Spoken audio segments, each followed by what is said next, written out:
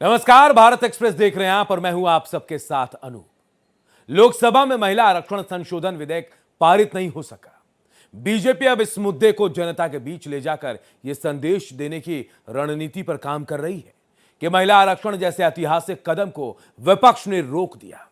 और यही वजह है कि अब सवाल उठने लगे कि क्या विपक्ष बीजेपी के सियासी चक्रव्यूह में फंस गया है और इसकी कीमत उन्हें बंगाल असेंबली इलेक्शन समेत 2029 के आम चुनाव तक चुकानी पड़ेगी। देखिए रिपोर्ट। मत देने वाले सदस्यों के कम से कम 2/3 बहुमत द्वारा पारित नहीं हुआ। ऐतिहासिक पल को आप अपना एक मौका तो आपने गंवाया है। संविधान पर आक्रमण था और इसको हमने हरा दिया है। देखा मोदी जी का चेहरा देखा। हमारे देश की लोकतंत्र के लिए, हमारे देश की अखंडता के लिए ये एक बहुत बड़ी जीत है। सियासत में फंसी नारी शक्ति,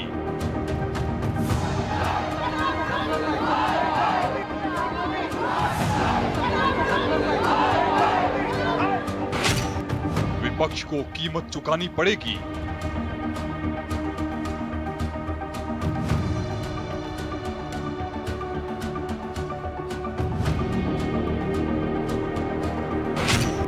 बंगाल चुनाव में दिखेगा असर।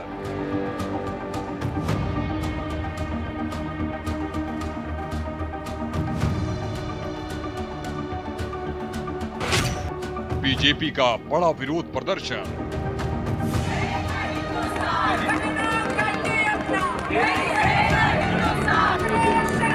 कांग्रेस पार्टी ने और विपक्ष के सभी दलों ने राजनीतिक स्वार्थ उन पर हावी हो गया और उसने देश की मातृशक्ति के बीच में छुरा घोंपा है।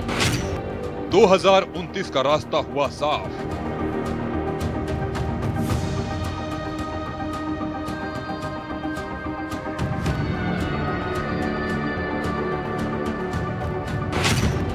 लंबी चलेगी विरोध की आग।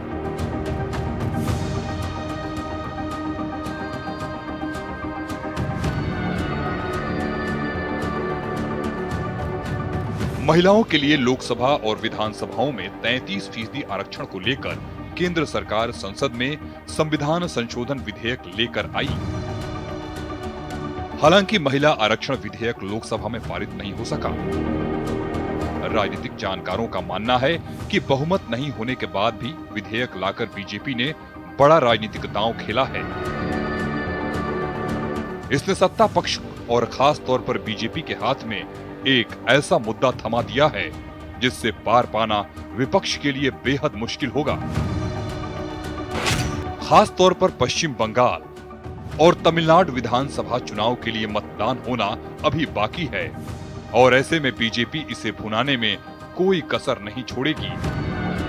4 दशकों के इंतजार के बाद संसद ने नारी शक्ति वंदन अधिनियम पारित किया था। इससे विधानसभा और लोकसभा में महिलाओं के लिए 33% आरक्षण तय हो गया। सभी दलों ने आगे आकर इस महत्वपूर्ण कानून को समर्थन दिया।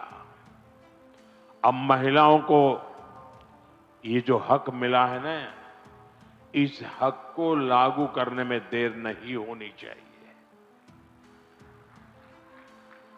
अब ये लागू होना चाहिए। अब जो 2029 में लोकसभा के चुनाव होंगे और तब से लेकर के आगे विधानसभा के भी चुनाव आते रहेंगे, जो भी चुनाव आते रहेंगे 2029 से ही ये लागू हो जाना चाहिए। महिला आरक्षण विधेयक के समर्थन में 298 सांसदों ने मतदान किया, जबकि 230 सांसदों ने इसके विरोध में मतदान किया। मतदान करने वाले 528 सांसदों में से इस संविधान संशोधन विधेयक को 2/3 बहुमत के लिए 352 मतों की आवश्यकता थी। हालांकि ये पारित नहीं हो सका। पार्टी अब इस मुद्दे को जनता के बीच ले जाकर ये संदेश देने की रणनीति पर काम कर रही है कि महिला आरक्षण जैसे ऐतिहासिक कदम को विपक्ष ने रोक दिया है। यही वजह है कि अब सवाल उठने लगा है कि क्या विपक्ष बीजेपी के सियासी चक्रव्यूह में फंस गया है। इस रणनीति का असर आने वाले चुनाव में साफ दिख सकता है। पश्चिम बंगाल में 23 और 29 अप्रैल को मतदान होना है, जबकि तमिलनाडु विधानसभा चुनाव के लिए भी 23 अप्रैल को वोट डाले जाएंगे। इन चुनावों से ठीक पहले महिला आरक्षण का मुद्दा उठना बीजेपी के लिए खासा फायदेमंद माना जा रहा है। पार्टी को पिछले कुछ चुनावों में महिला वोटरों का मजबूत समर्थन मिला है और अब इसी आधार को और पुख्ता करने की कोशिश की जा सकती है। केंद्रीय गृह मंत्री अमित शाह ने कांग्रेस समेत अन्य विपक्षी दलों पर महिला आरक्षण का विरोध करने का आरोप लगाया। लोकसभा में उन्होंने कहा कि देश की महिलाएं देख रही हैं कि उनके सामने रास्ते का रोड़ा कौन है और विपक्ष के नेताओं को चुनाव में महिलाओं के आक्रोश का सामना करना पड़ेगा। अभी बताया कि 2023 में सर्वसम्मति से ये बिल पारित हुआ है, मगर आज किंतु परंतु अगर मगर से कांग्रेस पार्टी पीछे हो रही है। मान्यवर, इसके मुझे दो ही कारण दिख रहे हैं कि ये बिल नरेंद्र मोदी जी ला रहे हैं। अगर ये महिला आरक्षण होता है तो देश की माताओं बहनों में मोदी जी को यश मिलेगा। मान्यवर, मोदी जी ने बड़ा हृदय कर एडवर्टाइज देकर उनको यश देने का कह दिया, फिर भी ये नहीं मानते हैं। मान्यवर, उनको लगता है कि महिलाएं ज्यादा मोदी जी को वोट देती है, उनको क्यों भला रिजर्वेशन दे। आज ये 23 में इस सदन में से देश की महिलाओं को जो वादा किया था 23 में 33% आरक्षण का, irrespective of party, irrespective of member, पूरे सदन ने वादा किया था, इससे पीछे हट रहे। मान्यवर, ये पहली बार नहीं हो रहा, ये साबानों में भी पीछे हट गए, ट्रिपल तलाक में भी पीछे हट गए, और अब तक जितनी बार महिला आरक्षण आया वो पीछे हटे। बीजेपी इस मुद्दे को खास तौर पर बंगाल में बड़े हथियार के रूप में इस्तेमाल कर सकती है, जहां महिला मतदाताओं की संख्या निर्णायक मानी जाती है और महिला आरक्षण को लेकर भावनात्मक अपील विपक्ष के लिए मुश्किलें खड़ी कर सकता है। हालांकि बंगाल चुनाव बीजेपी के लिए इस मुद्दे का पहला बड़ा इम्तिहान है। वही विपक्ष की मुश्किलें यही खत्म नहीं होती है। महिला आरक्षण के भीतर ओबीसी और अल्पसंख्यक आरक्षण की मांग को लेकर भी बीजेपी के पास तर्क तैयार है। देश की संसद, लोकसभा में व राज्यों की विधानसभाओं में महिलाओं को 33% आरक्षण देने की प्रक्रिया को काफी लंबे इंतजार के बाद ही सही व अन्य इसे आगे बढ़ाने की कार्रवाई का हमारी पार्टी स्वागत करती है। हालांकि वोट डिले है, फिर भी हमारी पार्टी इसका, चाहे वो डिले भी हो। केंद्रीय गृह मंत्री अमित शाह ने महिला आरक्षण में मुस्लिम आरक्षण की समाजवादी पार्टी की मांग को ये कहते हुए खारिज कर दिया कि संविधान के तहत धर्म के आधार पर आरक्षण नहीं दिया जा सकता है। वहीं ओबीसी महिलाओं के आरक्षण की मांग के संबंध में कहा कि जाति जनगणना के बाद रिपोर्ट आएगी और उस पर इस सदन में विचार करने के बाद जो भी सामूहिक मत बनेगा उस बारे में आगे बढ़ा जा सकता है। केंद्रीय गृह मंत्री अमित शाह ने कांग्रेस पर लंबे अरसे तक ओबीसी का आरक्षण रोकने का आरोप लगाया। उन्होंने कहा कि कांग्रेस ने बार बार ओबीसी आरक्षण को रोका और अब जब वे चुनाव हारते जा रहे हैं तो ओबीसी के हितैषी बनकर आए हैं। खुफिया लोगों की गुप्त योजना है और महिला आरक्षण के खिलाफ नहीं है, लेकिन जो जल्दीबाजी है, जिस तरीके से लाया जा रहा है, उसके खिलाफ है। जनगणना होगी तो देश जाति जनगणना मांगेगा, जाति जनगणना होगी तो देश आरक्षण मांगेगा। ये सबसे बचना चाहते हैं लोग। ये पीड़ित, दलित, मुस्लिम, पिछड़ा, आदि आबादी सबके खिलाफ लोग हैं। जहां देश में अगर हम आंकड़े देखें तो संरक्षण की ज्यादा जरूरत है आरक्षण के साथ साथ, और ये सशक्तिकरण नहीं है, ये तुष्टीकरण के लिए है। कांग्रेस ने अब तक एक भी ओबीसी प्रधानमंत्री नहीं दिया। वहीं बीजेपी ने अति पिछड़े समाज की मोदी जी को प्रधानमंत्री बनाया। मैं इन लोगों को कहता हूं, कांग्रेस के मित्रों को विशेष कर कि सिर्फ भाषण में नारे लगाने से इस देश का पिछड़ा वर्ग आपको हितैषी नहीं मानेगा। 1947 से लेकर 2014 तक आप ओबीसी का विरोध करते रहे। जब ओबीसी के बगैर सत्ता नहीं मिलेगी इसका परिचय आ गया, प्रधानमंत्री भारतीय जनता पार्टी ने ओबीसी बनाया, तब आप ओबीसी की माला जप रहे हो। मान्यवर, ये दिखावटी प्रेम जो है वो इस देश का पिछड़ा भी जानता है और पूरे देश की जनता भी जानती है, और आज से देश की महिला भी जानेगी कि हमारा अधिकार कांग्रेस पार्टी ने छीना। बीजेपी के इन तर्कों के आगे विपक्ष की रणनीति की धार बिल्कुल कुंद होती जा रही है। कुल मिलाकर महिला आरक्षण विधेयक भले ही संसद में पारित न हो सका हो, लेकिन सियासी मैदान में ये बीजेपी के एजेंडे का अहम हिस्सा बन चुका है। आगामी दिनों में ये देखना बेहद दिलचस्प होगा कि बीजेपी इस नैरेटिव को कितनी मजबूती से भुनाती है और विपक्ष इससे कैसे निपटता है। Bureau report, Bharat express. Lok Sabha में 131वां संविधान विधेयक संशोधन पारित नहीं होने पर बीजेपी ने आक्रामक रणनीति अपना ली। ऐसी यह संभावना बनती है कि बीजेपी महिला आरक्षण पर हार कर भी जीत गई, क्योंकि पार्टी इस मुद्दे को लोकसभा चुनाव 2029 तक खींच सकती है। राजनीतिक पंडितों का कहना है कि यह घटना बीजेपी के रणनीतिक विजय साबित हो सकती है। संसद में संख्या बल की कमी के बावजूद उसने विपक्ष को नैतिक रूप से घेर लिया है। विपक्ष को अब न सिर्फ सदन में बल्कि सड़क पर और चुनावी मैदान में महिलाओं के सवालों का जवाब भी देना होगा। सिर्फ एक प्रोपेगेंडा, एक नैरेटिव चलाना जो बीजेपी की आदत है वही चलाया जा रहा है। 23 का बिल महिला नारी शक्ति वंदन अधिनियम इंटैक्ट है, स्टैंडिंग है। हम इंतजार कर रहे हैं कि सरकार उसे कब लागू करे। बेटियों का, महिलाओं का मनोबल जो है गिरा कर रख दिया है, तोड़ कर रख दिया है, और इतनी मुझे नहीं लगता इस तरह की उम्मीद किसी ने भी विपक्ष से की थी। दक्षिण और उत्तर का झगड़ा कराने की कोशिश जो मोदी की थी, उसको नाकाम करने का काम इस बिल को गिरा करके विपक्ष ने किया। मोदी सरकार की ओर से महिला आरक्षण के लिए लोकसभा में पेश किया गया 131वां संशोधन विधेयक 2026 गिर गया। प्रस्ताव के पक्ष में 298 सांसदों ने वोट दिए, जबकि विरोध में 230 वोट पड़े। विधेयक को पास होने के लिए 2/3 बहुमत यानी कि करीब 352 वोटों की जरूरत थी, लेकिन इस जादुई आंकड़े तक न पहुंच पाने की वजह से लोकसभा में बिल गिर गया। यह बिल 2023 के नारी शक्ति वंदन अधिनियम को लागू करने और लोकसभा की सीटें 543 से बढ़ाकर 816 करने के लिए लाया गया था। बीजेपी सरकार इस विधेयक को महिलाओं को तत्काल 33% आरक्षण देने का कदम बता रही थी। वहीं विपक्ष इसे चुनावी नक्शा बदलने की साजिश करार देकर विरोध कर रहा था। 2023 में पूरे देश ने, सब पार्टियों ने महिला आरक्षण बिल को पूरा समर्थन दिया। इसमें साफ लिखा है कि महिला आरक्षण को जल्दी से जल्दी इंप्लीमेंट किया जाए।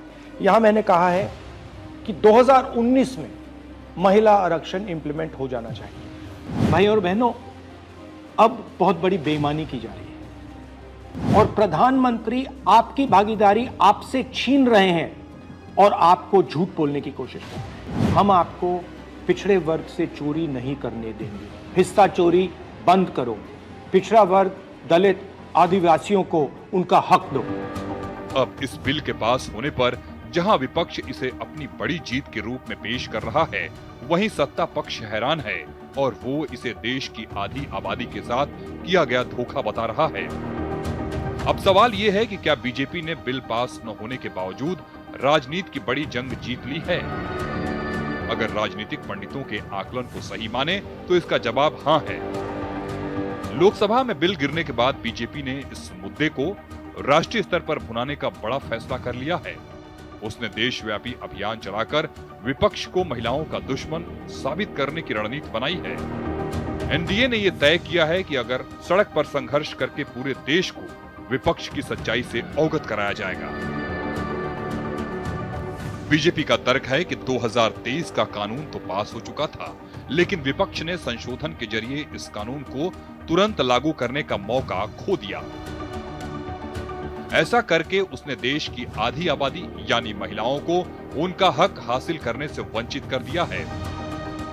पूरा विपक्ष कह रहा है, इकट्ठे होकर कह रहा है कि आप पुराने वाले कानून को लागू करिए। आपने उसको नोटिफिकेशन आपने किया है उसका अभी 2 दिन पहले, 3 साल बाद, 3 सालों के लिए कुछ नहीं किया, तो अब उसको लागू करिए, हमें कोई आपत्ति नहीं है। हम जहां तक महिलाओं के आरक्षण की बात है, हम डट के उनके साथ खड़े हुए हैं, लेकिन जिस तरह से ये लाए हैं और जो साजिश ये करना चाहते हैं हमारे लोकतंत्र को, हमारे देश की अखंडता को कमजोर करने का, उसके साथ हम कभी खड़े नहीं हैं। विश्लेषक इस रणनीति को हार में जीत की चढ़क की नीति बता रहे हैं। उनका कहना है कि महिला आरक्षण जैसा भावनात्मक मुद्दा अब बीजेपी के पास आ गया है। वो इसे महिलाओं के आत्मसम्मान से जोड़कर जोरदार चुनावी अभियान चला सकती है। उसे पश्चिम बंगाल में इसका बड़ा फायदा मिल सकता है। वो राज्य में इस मुद्दे को विपक्ष ने महिलाओं को धोखा दिया के नारे के तौर पर इस्तेमाल कर सकती है। दूसरी ओर विपक्ष का दावा है कि बिल दरअसल परिसीमन का जाल था। इसके जरिए दक्षिण भारत और विपक्षी राज्यों की सीटें अनुपातिक रूप से कम करके नुकसान पहुंचाने की साजिश रची जा रही थी। कांग्रेस, टीएमसी, सपा और डीएमके का तर्क था कि सरकार 2011 की जनगणना के आधार पर सीटें बढ़ाने जा रही थी। ऐसा करने से उत्तरी राज्यों को ज्यादा फायदा होगा, जबकि दक्षिणी राज्यों की भागीदारी घट जाएगी। राहुल गांधी समेत विपक्षी नेताओं ने इसे लोकतंत्र पर हमला बताया, लेकिन यही रुख विपक्ष के लिए दोधारी तलवार साबित हो सकता है। सवाल है कि क्या विपक्ष ने ऐसा करके अपने पैरों पर कुल्हाड़ी मार ली है? इसका जवाब हां के रूप में दिया जा सकता है। महिला आरक्षण देश की आधी आबादी का मुद्दा है। अब बिल गिरने के बाद बीजेपी देश भर में इसे मोदी की गारंटी के रूप में प्रचारित करेगी। वो इस बात को जोर शोर से उठा सकती है कि वो महिलाओं को उनका हक देने जा रही थी, लेकिन विपक्षी नेताओं ने ऐसा करने से रोक दिया। अगर उसकी रणनीति कामयाब हुई तो विपक्ष को महिलाओं के विरोध का सामना करना पड़ सकता है। खासकर ग्रामीण और युवा महिलाओं में नाराजगी बढ़ सकती है, जो पहले से ही स्व सहायता समूहों और योजनाओं से जुड़ी हैं। इस मुद्दे पर विपक्ष नुकसान उठा सकता है। विपक्ष ने बिल को दिल्ली दक्षिण बनाम उत्तर का मुद्दा बनाकर क्षेत्रीय असंतुलन पर जोर दिया था, लेकिन लोकसभा में ये बिल महिला आरक्षण विधेयक के नाम से पेश किया गया था।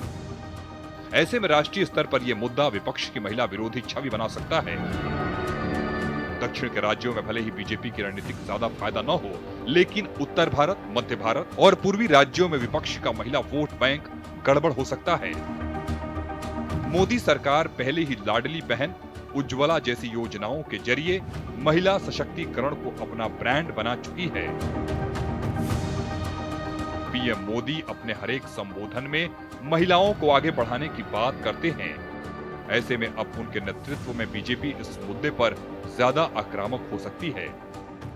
पार्टी ने अपनी इस रणनीति का ऐलान भी कर दिया है। बीजेपी इस मुद्दे पर देश भर में विरोध प्रदर्शन कर रही है। इस प्रदर्शन में विभिन्न राज्यों में पार्टी कार्यकर्ता बाहर निकलकर विपक्ष के खिलाफ प्रदर्शन कर रहे हैं। साफ है कि बीजेपी अब इस बिल के हार को विपक्ष की साजिशों में बदलने जा रही है। वहीं राजनीतिक पंडितों का कहना है कि यह घटना बीजेपी की रणनीतिक विजय साबित हो सकती है। संसद में संख्या बल की कमी के बावजूद उसने विपक्ष को नैतिक रूप से घेर लिया है। विपक्ष को अब न सिर्फ सदन में बल्कि सड़क पर और चुनावी मैदान में महिलाओं के सवालों का जवाब देना होगा। अगर बीजेपी अपना अभियान प्रभावी ढंग से चला पाई और 2029 तक इस मुद्दे को जिंदा रख पाई, तो अगले लोकसभा चुनाव में भी उसे बड़ा फायदा हो सकता है। इससे विपक्ष पर महिला आरक्षण का हत्यारा टैग चिपक सकता है। अब देखना होगा कि क्या विपक्ष इस जाल से निकल पाएगा या बीजेपी की हार में जीत वाली रणनीति 2029 का ट्रेड सेंटर बनेगी। Bureau report, Bharat express.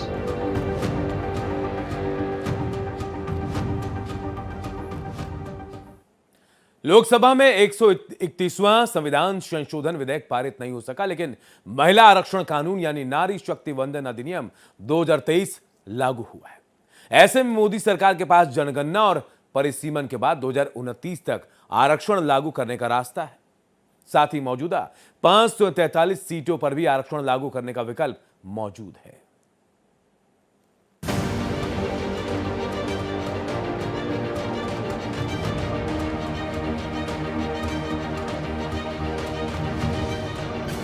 Lok Sabha में संविधान का 131वां संशोधन विधेयक पारित नहीं हो सका।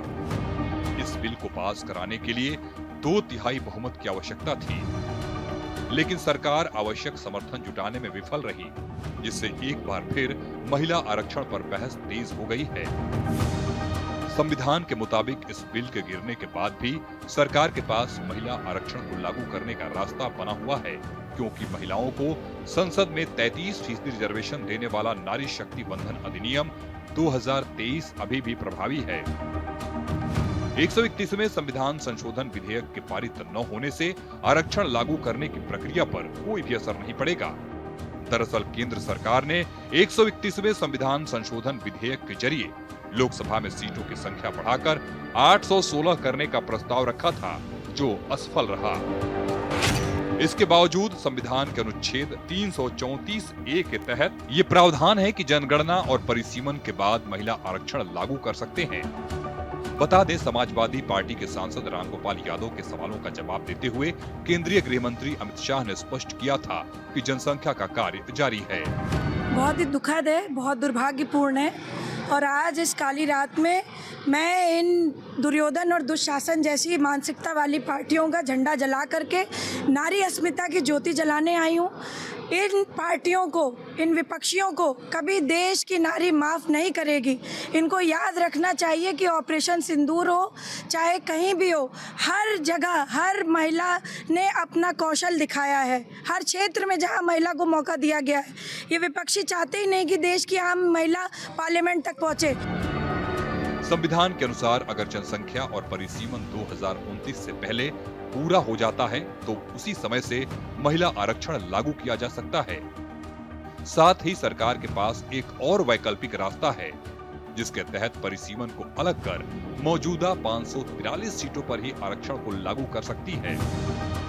वहीं केंद्र सरकार ने 131वें संविधान संशोधन विधेयक पर वोटिंग से ठीक एक दिन पहले आधी रात 2023 में पारित हुआ नारी शक्ति वंदन अधिनियम का नोटिफिकेशन जारी कर दिया था।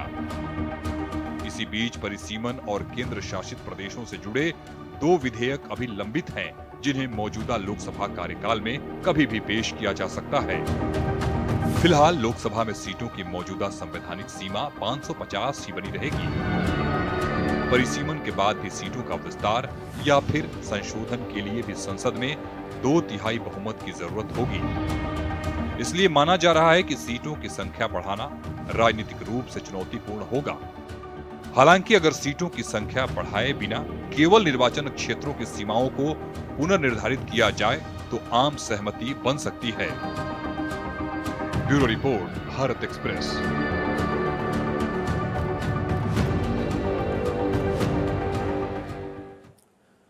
और हमारी खास पेशकश में इतना ही। देखते रहिए भारत एक्सप्रेस।